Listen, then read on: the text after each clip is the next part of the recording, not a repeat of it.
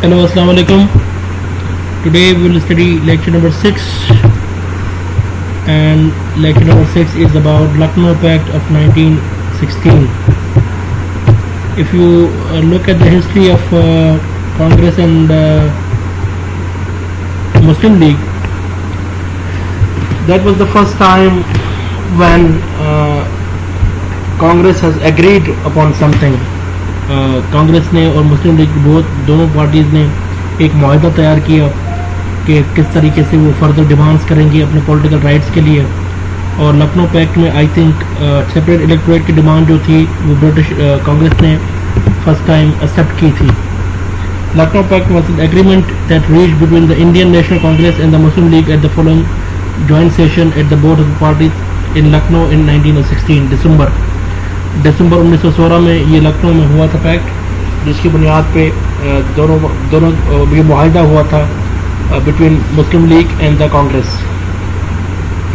The British had announced under immense pressure from Indians in order to satisfy the Indians that they will be considering series of proposals that would lead to at least half of the members of the executive council being elected and the legislative councils having majority of the elected members needed. تو British نے یہ یقین دہانی کرائی تھی کہ اب وہ ایک سیریز آف پروپوزلس کنسیڈر کریں گے مسلم لیگ سے اور کانگریس سے, تاکہ جو کاؤنسلس ایگزیکٹو کاؤنسل میں جتنے ممبرز ہیں اس میں سے ایٹ لیسٹ ہاف ممبرز جو ہیں وہ الیکٹڈ ہو جائیں, اور لیجسلیٹو کاؤنسل میں میجورٹی ممبر جو الیکٹڈ جو ضرورت تھی جتنی بھی ہونے چاہیے وہ ہو جائیں. اور اس کے لیے کچھ پرپوزلس کی ضرورت تھی, اور وہ پرپوزلس تیار کیے تھے مسلم لیگ نے اور کانگریس نے, اور مل کے یہ ایک ورکنگ ریلیشن شپ بہت زیادہ بہتر ہو گیا تھا کانگریس میں اور مسلم لیگ میں, اور وہ مل کر دونوں کانسٹیٹیوشنل رائٹس کے لیے, سپریمیسی آف پارلیمنٹ کے لیے کانسٹیٹیوشنل ڈیمانڈس جو تھے وہ اپنے پٹ فارورڈ کر رہے تھے. Both the Congress and Muslim League supported these. Both had realized that for the further concessions to be gained, greater cooperation was required. So working with unity was required, اور unity جو جیسے ہم نے سنا ہے کہ یہاں پر قائد اعظم محمد Ali Jinnah was the ambassador of the Muslim India unity, اور وہ کام کر رہے تھے ایک greater unity, ایک فضا قائم کرنے کے لیے کہ تاکہ ہم کانگریس اور برٹش دونوں مل کر ایک کام کریں اور اسٹرگل کریں, ایک نئے فارمولے کی طرف بڑھیں, ورکنگ شیئرنگ فارمولہ ہو. اور وہ فارمولہ کیا ہوگا کہ اس میں ایک نیا ملک کس طرح بنے گا, کانسٹیٹیوشنل رائٹس کس طرح ملیں گے, پولیٹیکل ایمانسپیشن کس طریقے سے لوگوں کو ملے گی, اور کس طریقے سے یہ ساری چیزیں نیگوشیٹ ہوں گی برٹش کے ساتھ. ایگریمنٹ بائی دا کانگریس, یہ کانگریس نے جن چیزوں پر ایگری کیا تھا اس کے بارے میں ہے. The Congress agreed that separate electorate for the Muslim in electing representative of the imperial and the provincial legislative councils. Separate electorates کے لیے جو ڈیمانڈ تھی, پہلے کانگریس نے پہلے برٹشرز نے اس پہ ایگری کیا تھا, یہ اسمبلی ڈیپوٹیشن میں مسلمانوں نے پٹ فارورڈ کی تھی. مانٹی ملے ریفارمس میں ہم نے اگلے سیشن میں پڑھا کہ کانگریس نے اس ڈیمانڈ کو ایکسیپٹ کیا. لکھنؤ پیکٹ میں یہ ایڈریس کیا گیا جس میں کانگریس نے یہ ڈیمانڈ ایکسیپٹ کی, کہا کہ یہ ایگری جو ہے اس پر ہم ایگری کرتے ہیں کہ سپریٹ الیکٹوریٹ کی جو ڈیمانڈ ہے وہ ایکسیپٹ کی جاتی ہے مسلمانوں کی. although the Muslims were given the right in the Indian Council Act of 1909, Indian National Congress opposed it.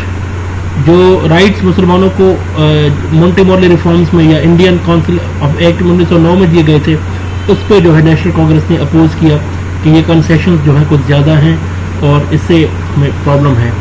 The Congress has also agreed the idea of 1/3 seats of Muslims in the council despite of the fact that Muslim population represented less than 1/3. مسلمانوں کی جو population تھی وہ 1/3 سے 1/3 کا مطلب ہے 33% of 100, 3 حصوں میں سے ایک حصہ.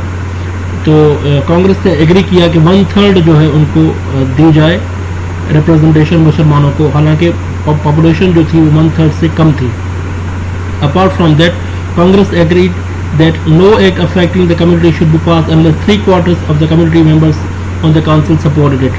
کوئی بھی رول, کوئی بھی قاعدہ, کوئی بھی اصول پاس نہیں کیا جائے گا, کوئی بھی پرنسپل بل پاس نہیں کیا جائے گا 3/4 of the community members agree. 3/4 کا مطلب یہ ہے 75%. اگر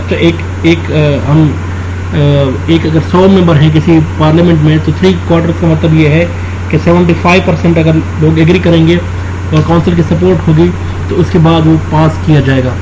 After the signing of this pact, the rivalry between moderates and extremists were reduced to some extent. There was a significant change in the relation. Congress میں دو قسم کی لوگ تھے, ایک تھے ماڈریٹس اور ایک تھے ایکسٹریمسٹ. ماڈریٹس وہ تھے جو چاہتے تھے کہ مسلم لیگ کے ساتھ مل کر کام کیا جا سکتا ہے اور کانسٹیٹیوشنل رائٹس لیے جا سکتے ہیں. وہ پروٹیسٹ پر یقین نہیں رکھتے تھے, وہ کنسنسس, ڈائلاگ اور ریشنل اور ریزن کی بنیاد پہ یقین رکھتے تھے. لیکن ایکسٹریمسٹ وہ تھے جنہوں نے پارٹیشن آف بنگال کے بعد ایک ریلیجس کارڈ کھیلا, جو مذہبی رنگ دیا گیا کہ یہ انڈیا جو ہے وہ ہولی کاؤ ہے, اس کو ہم تقسیم برداشت نہیں کریں گے.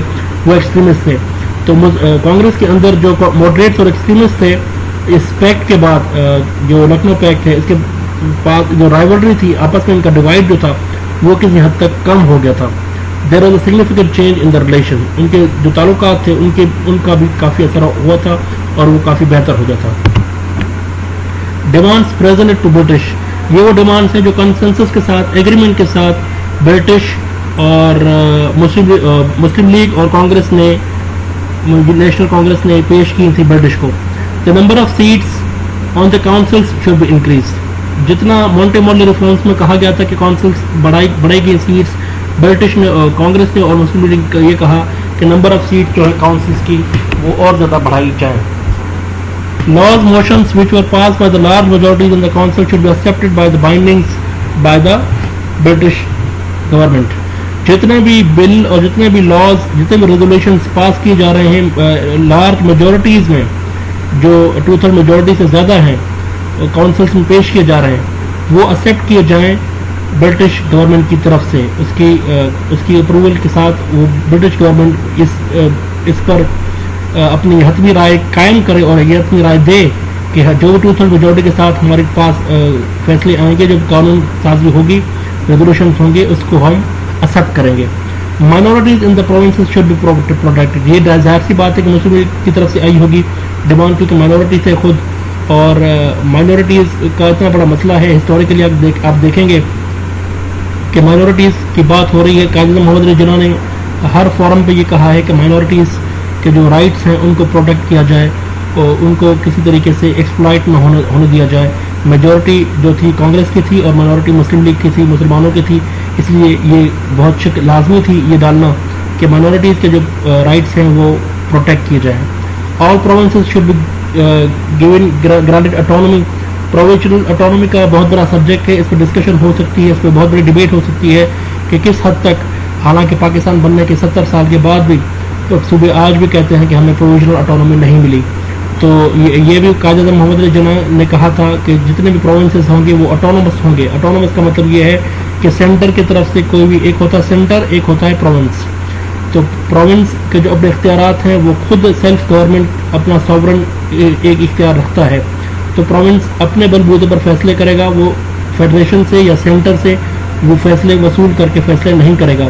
تو میکسیمم اٹانومی کی بات ہو رہی ہے یہاں پر کہ صوبوں کو خود آزاد چھوڑا جائے, کہ صوبے خود, اسٹیٹس جتنی بھی ہیں وہ خود فیصلے کریں اور سینٹر کی طرف سے کوئی بھی مداخلت نہ ہو. فیڈرلزم جو دوسرا وفاق ہوگا, وفاق کی طرف سے صوبوں کے معاملات پر مداخلت کم ہونی چاہیے اور صوبے جو ہیں وہ خود مختار ہونے چاہیے. سیپریٹنگ ایگزیکٹو فرام جوڈیشری, ہم نے یہ اگلے لیکچر میں آپ سے تھوڑا سا بات ہوئی تھی اس بات پہ کہ کسی بھی اسٹیٹ کی 3 قسم کے ٹولز ہوتے ہیں, 3 اپریٹس ہوتے ہیں جس سے اسٹیٹ چلتا ہے, ایگزیکٹو, جوڈیشری اور لیجسلیچر. لیجسلیچر وہ ہوتا ہے جو قانون ساز اسمبلی ہوتی ہے. جوڈیشری وہ ہوتا ہے جو کانسٹیٹیوشن کی انٹرپریٹیشن کی جاتی ہے, جو انٹرپریٹیشن ہوتی ہے وہ جوڈیشری ہوتی ہے. جو قانون ساز اسمبلی ہوتی ہے اس کو کہتے ہیں لیجسلیچر, اور ایگزیکٹو وہ ہوتی ہے, حکومت ہوتی ہے جو فیصلے کرتی ہے. تو اس نے کہا کہ جوڈیشری کے معاملات کو ایگزیکٹو کے ساتھ الگ کیا جائے.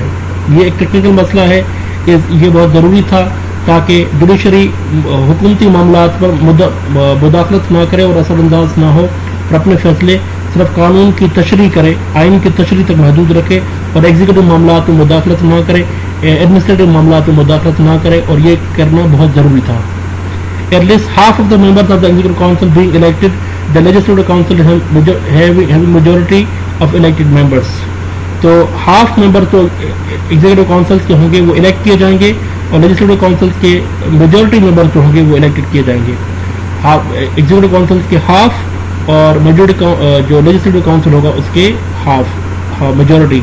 یہ آپ کو ٹیکنیکلٹیز خود پڑھنی پڑیں گی, خود دیکھنی پڑیں گی کہ ایگزیکٹو کونسل کیا تھا, کیا باڈی تھی, کیا تشکیل ہوتی تھی, کتنے ممبرس تھے اور 2/3 میجورٹی کتنی بنتی تھی, لیجسلیٹو کونسل کیا تھا, امپیریل کونسل کیا تھا, اور صوبوں کے اندر حکومتیں کس طرح بنتی تھیں. یہ سارا آپ کو ٹیکنیکلٹیز بیک گراؤنڈ میں خود پڑھنا پڑے گا. میں آپ کو وہ پڑھا رہا ہوں جو آپ کے ٹیکسٹ کتاب میں لکھا ہے.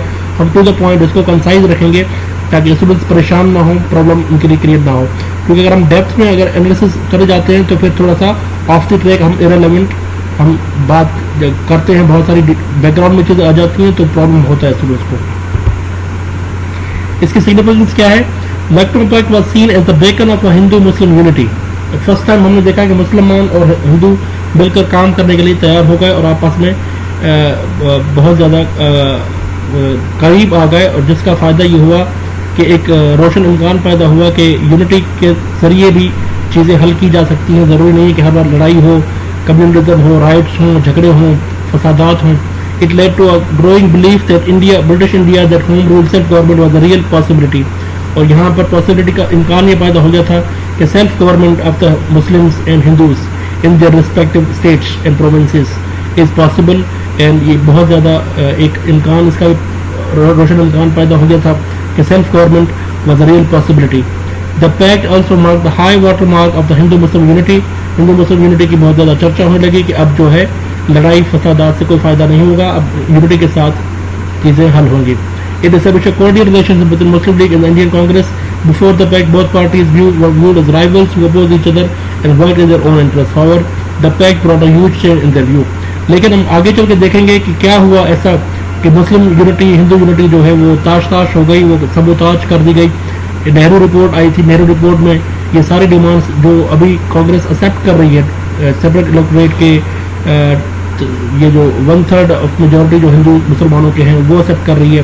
لیکن آگے چل کے نہرو اس چیز سے مکر جائیں گے, جس کے بعد جنا نے ایک 14 پوائنٹس دیے تھے. اس کے بعد آگے چل کے ہم اس کو بات کریں گے کہ کس طرح کانگریس کا اور مسلم لیگ کا ریلیشن شپ کس طرح سے ایوالو ہو رہا ہے, اور آگے جو کانفرنس ہوتی ہیں, first conference, second conference, third conference, ان کے نتائج نکلتے ہیں یا نہیں نکلتے. یہ جو کنسنسس کا عمل ہے, ڈائلاگ کا عمل ہے, اس کا فائدہ ہوتا ہے یا نہیں ہوتا ہے. یہ آپ کا ہے لکھنؤ پیکٹ لیکچر نمبر 6.